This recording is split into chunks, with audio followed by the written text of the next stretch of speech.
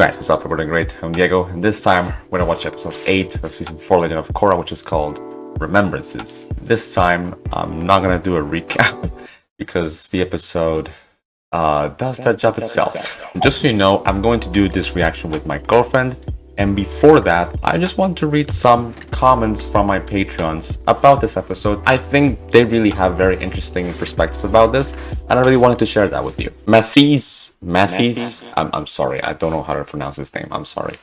I'm dumb. I think it's still a good episode. There's a lot of great comedy, especially in the Varric part, and a good lesson for Korra too. I like the Mako part the least because I don't think the love triangle deserves 1/3 of the recap. It has to come down to taste, whether or not you like that aspect of the show, that the first season, the whole love triangle between Korra and Asami and Korra. What did I say? Korra, Asami, and Mako. That I actually liked from that season. About why this episode is here, yes, they were gonna have a Kuvira backstory, but they had budget cuts for season 4. So they either had to cut out the Kuvira backstory episode and use old footage for a lot of the screen time, that would have been terrible. Or they had to fire like half the staff before the end of production. That just sounds absolutely freaking nightmarish. CC said, I feel like if we had that backstory episode, this season would have been 100% perfect to me. This season is really freaking strong, and I can see in the experience of watching this season, this being like that rock that may ruin that experience for you. But I think Kimi and I have a different perspective about that. Still neck and neck with season 3 for me because I love the character exploration and depth of emotion this season. This is the only bad episode, even though it's not offensive or anything, just not anything amazing or interesting. Similar to that great divide in Avatar: The Last Airbender, cannot wait to rewatch the Avatar: The Last Airbender with my girlfriend. You'll have those reactions after Legend of Korra, for sure. As a lot of people consider that episode skippable, and I would say this episode is even more skippable.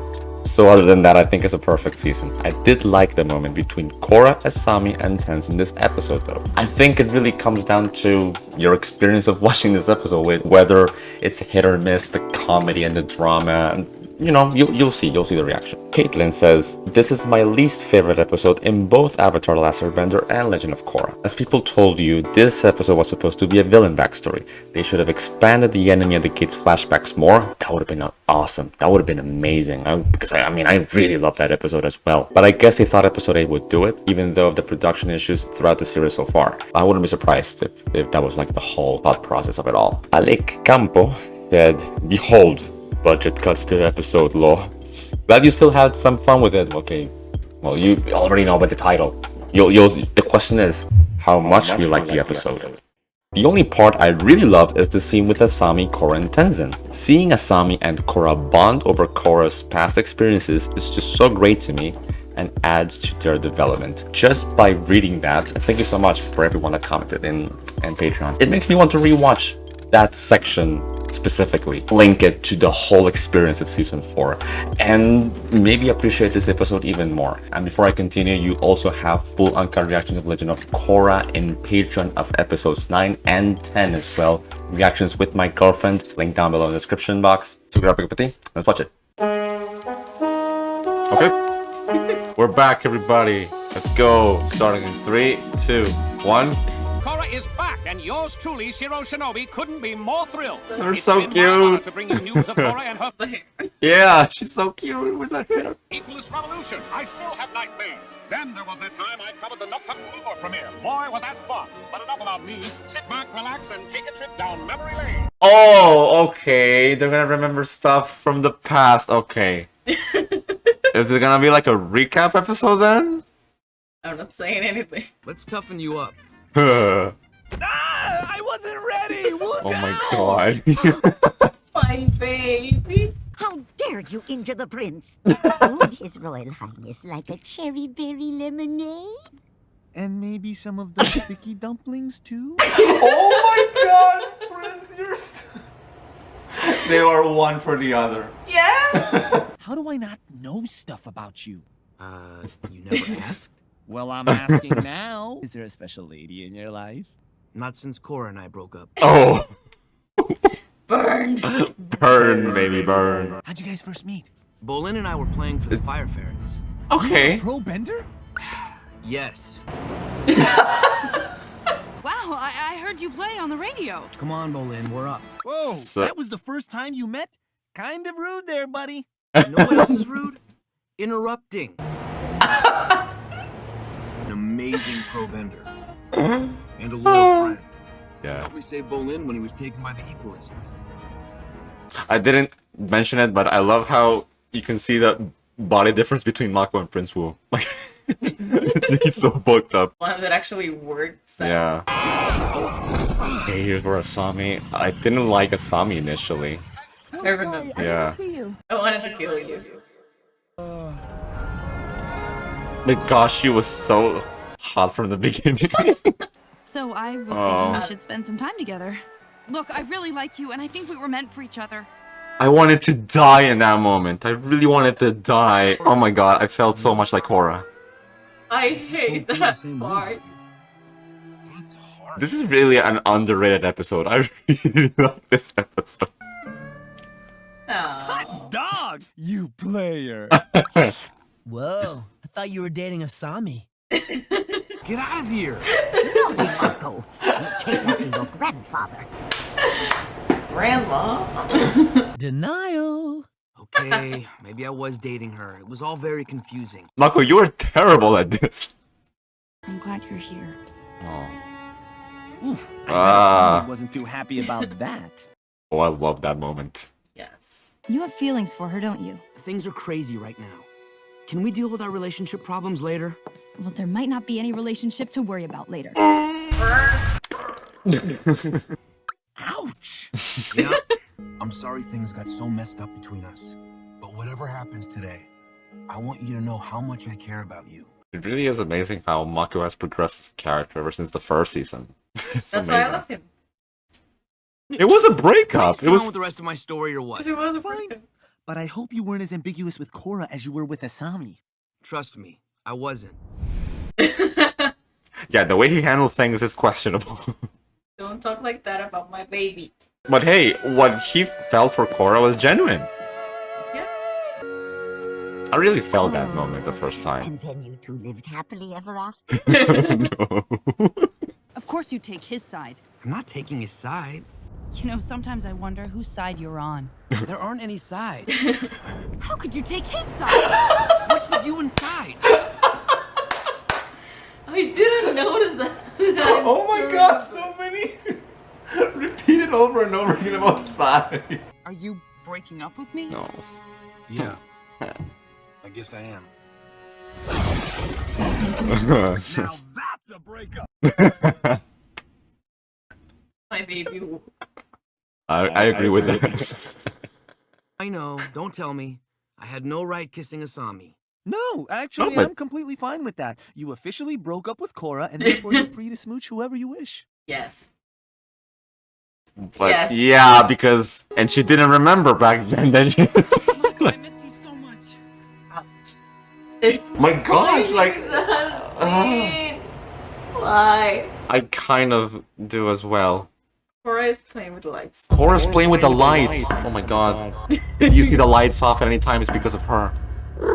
So you were back with Asami, but then Korra came back and thought you guys were still together and you didn't tell her you weren't? Just like your grandfather.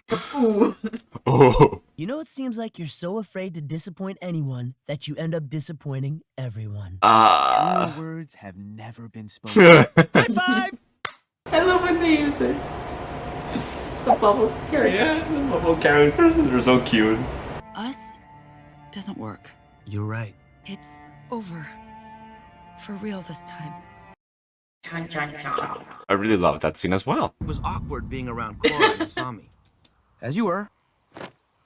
Ladies. To here and save What their a cool babies. fight. And we did it as friends. Korra showed me the importance of putting others before myself. And whenever I think of her, she continues to inspire me. Oh, that's so nice. I love that. I learned that I really didn't know anything about you. Crazy! Also, I realized that ladies are complicated. No offense, Grandma. None taken. I love Grandma. Down! That was that cherry in the top of the moment. I brought you some tea. Hey, I love that moment. Thought you might be cold out here. The whole So scene. sweet. I'm glad you're liking it. I was afraid. I'm really liking it. She told me that the world doesn't need me, and it's basically pointless to try to stop Kuvira. That's ridiculous. And I'm beginning to think she had a point. No, she doesn't. I'm shipping them so hard. I'm shipping them so hard. They look so good together. God, I couldn't wait to be the Avatar. I thought I was really gonna change things. I love that they keep bringing music back from the earlier episodes. Till my worst nightmare came true. This is not a kids show. It's like for teens and up. Yep. Free elections were held in the United Republic, and non-benders finally had a voice. People had hope again, and it was all because of you.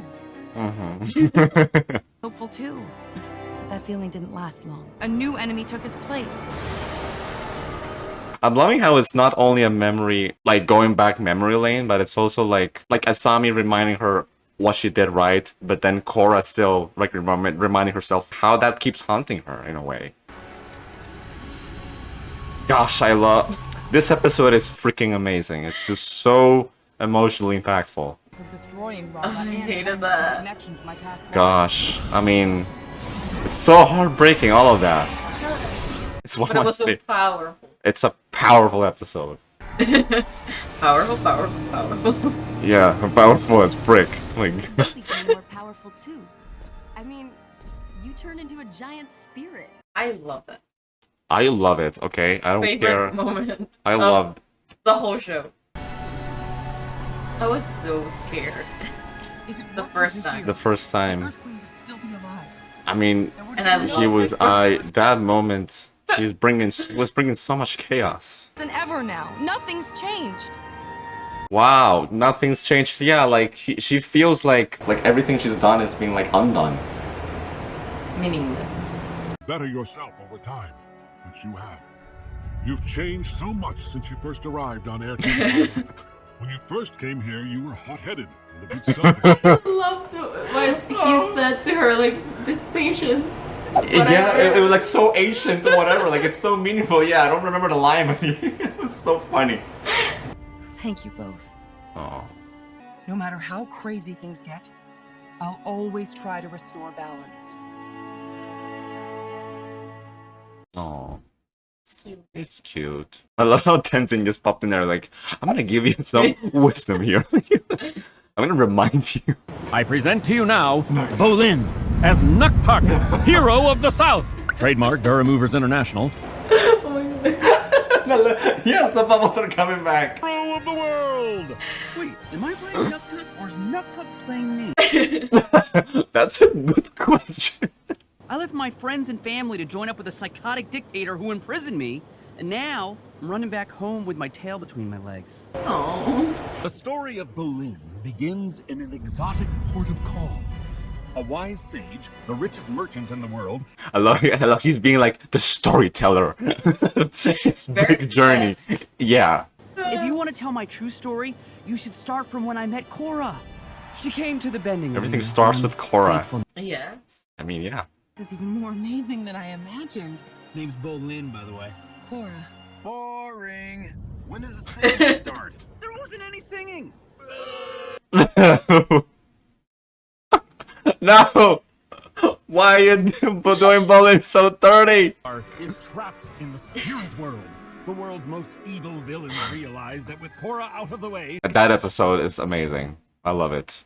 they're led by Zahir, leader of the Red Lotus and master of the skies, a flying chaotic chaos machine. The ultimate force of pure spirit evil in the universe, the biggest, meanest, scariest kite that ever flew. Wait. Yeah, it was Unalak. Wait, am I missing something? Everything. Oh, he's here. Glad I caught you at home. Oh, very funny. Like I can leave this stupid tree. Hold on, let me conference in. I'm on. Out Bolin. He's way too powerful and awesome. But can we please not include... Not include who, Amon? Unalak. Unalak. Okay, I see it. They're mocking him. He's the worst villain. of the franchise. Trying to defeat Bolin, and I know just where to find him. No, that was fantastic. That was actually great. That's meta. That's good meta humor. I forgot Eric's part until he appeared. So smart and caring. So pretty to smell. And so proud of her. Well, she hates you right now. Made me cry. Oh no, Bolin, you deserve better. Lug. But the darkest moment is always right before the dawn. For at his lowest point, Bolin sought advice from the man who started it all, the wisest of the wise, me. Bolin brings them to a secret mountaintop training facility where he teaches them the ancient art of dodging fruit and balancing on sticks. How does he know that? Yeah. Are you like an omniscient narrator now? Plan to destroy Nuktuk? Hello? Anyone there? Guys! I love that it's that version of Unalak. And forgives him for whatever stuff he was talking about earlier, which will probably not be in the final cut of the mover anyway. Oh. And she kisses Bolin, magically passing on the airbender power of flight. Varric twists everything here. Flies around in the sky, pushes Zahir into its Okay. Noctuk is the Avatar now? Yeah. Interplanetary combination 0 hour, talk about a ticking clock, is almost upon him. What is this, Hercules? Setting him free and hit Bolin, turning him into a giant. Bolin? Yes, the one and only. Horrifying monster! Giant Bolin and the evil Unabatu fight toe-to-toe, zapping each other with their laser beams. I love how Varric is so in love with Bolin. Bolin's spiritual mojo is so strong that it attracts the queen of the fairy. The queen of the fairy. That's what happened. It was the queen of the fairies. That's the Deus Ex Machina explained right there. Turns into a dragon and he goes into the spirit world and sees the end.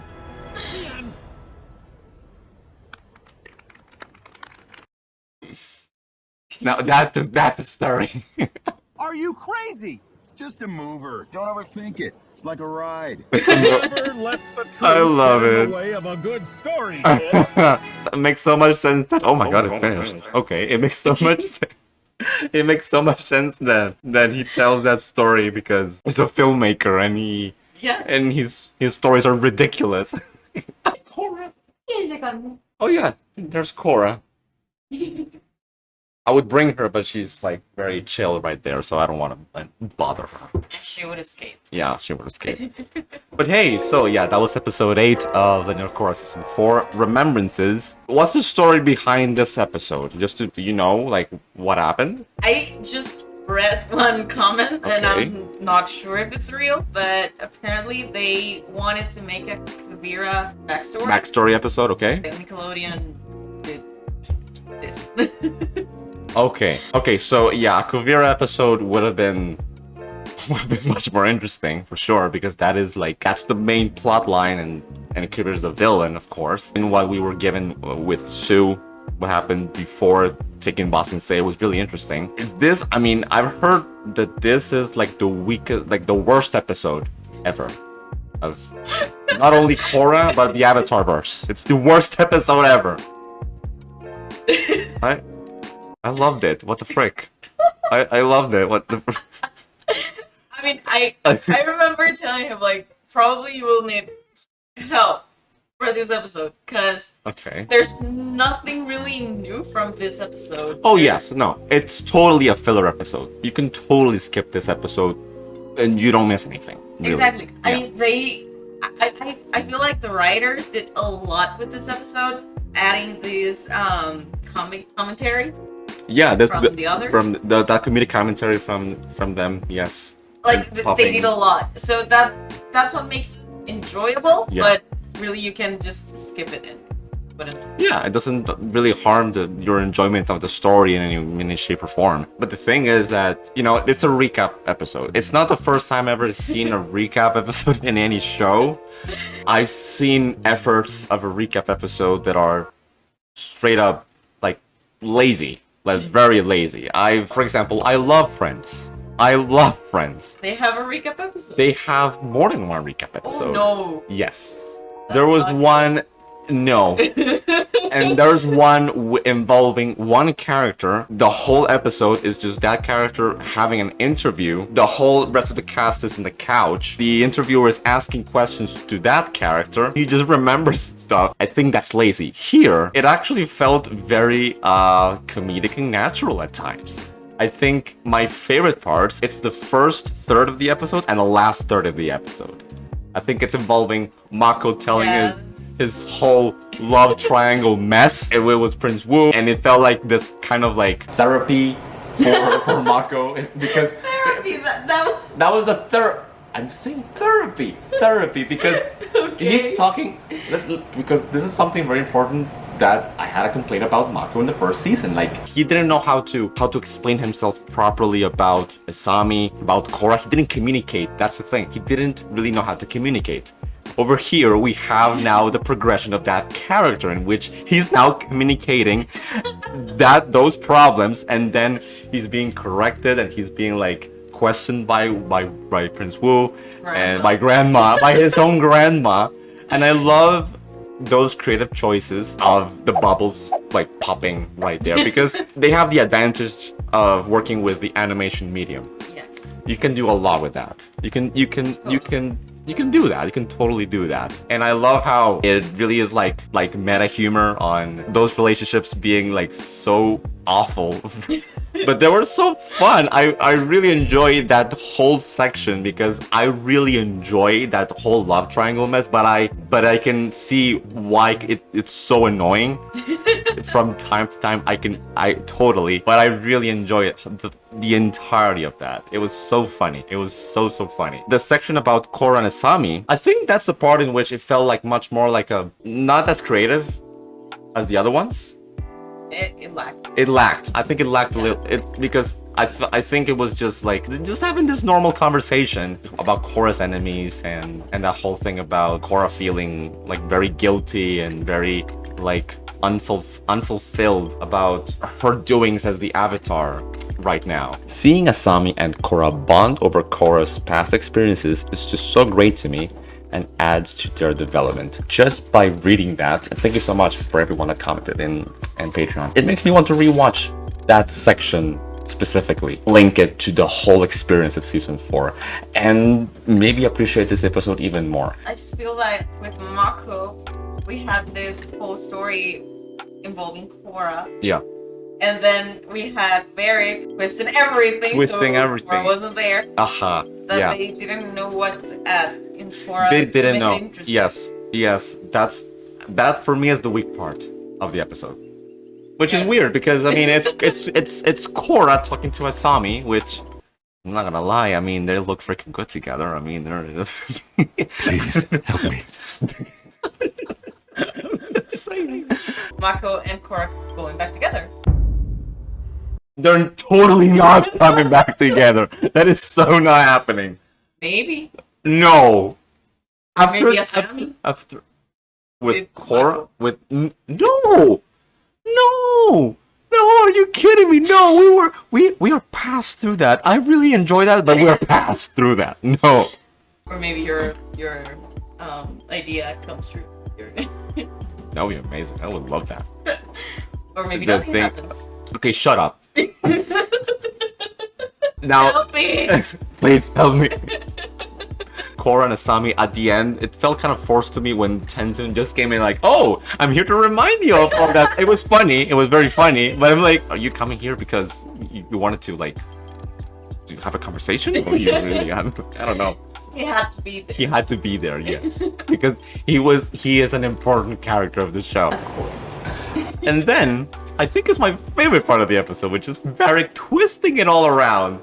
He's so freaking funny. He He's my favorite. I love it so much because you have that great element of Bolin that played one of the most ridiculous parts of the show, which was the whole Noctok thing, which I can see that being like one of the lowest points of the show.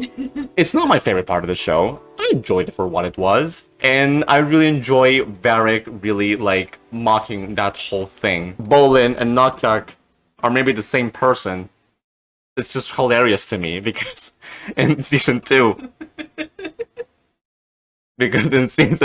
he was not that much of a character, you know? Right up until the very end, I would argue. Varric loves Bolin. Varric is secretly in love with Bolin. He has a bromance with Bolin. Okay. I mean, adding Bolin, like replacing Korra with Bolin.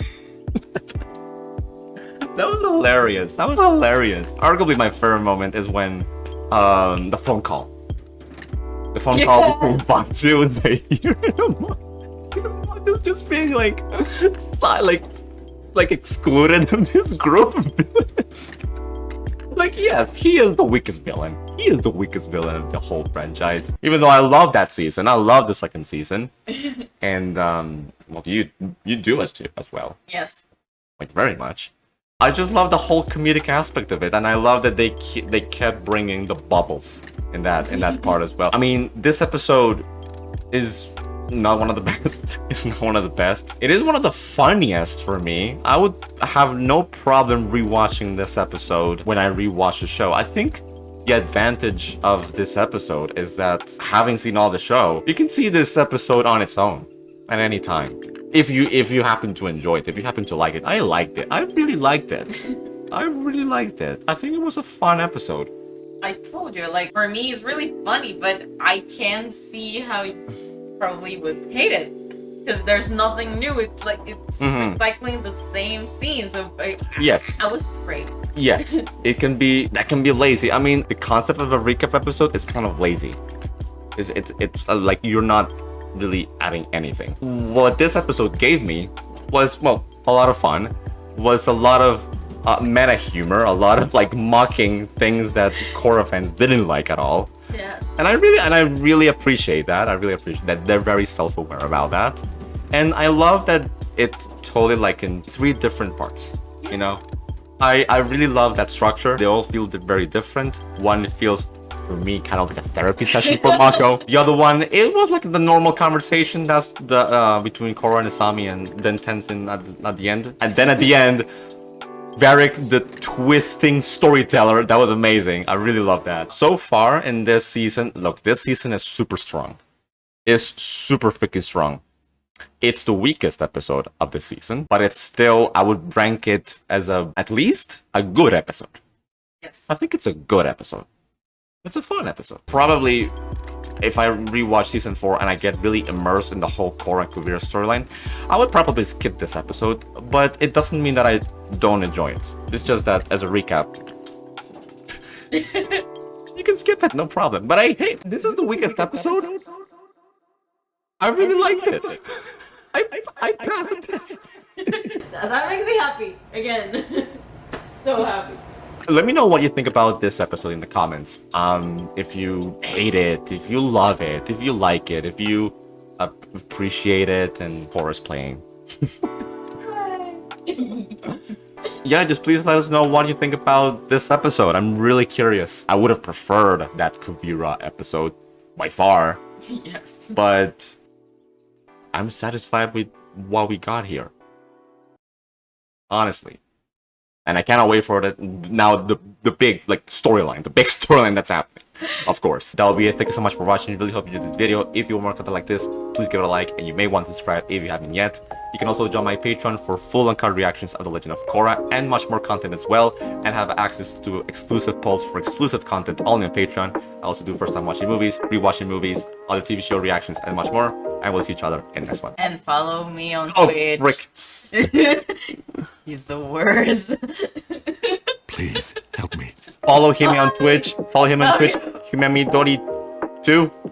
Spanish streams. She plays video games. She's the best. Bye. See ya.